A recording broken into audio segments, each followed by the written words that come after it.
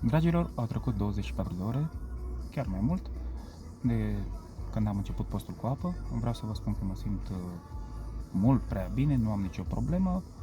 O mică senzație de foame aseară, în jurul orei 20-21.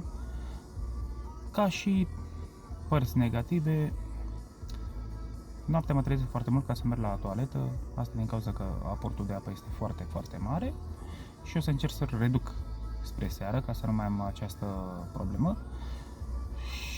Și pe viitor voi încerca să iau și ceva electroliți ca să-mi aducă un aport de magneziu, să nu am crampe sau alte probleme, fapt care nu l-am făcut în celelalte posturi și am observat că mă dureau foarte tare câteodată gambele noaptea.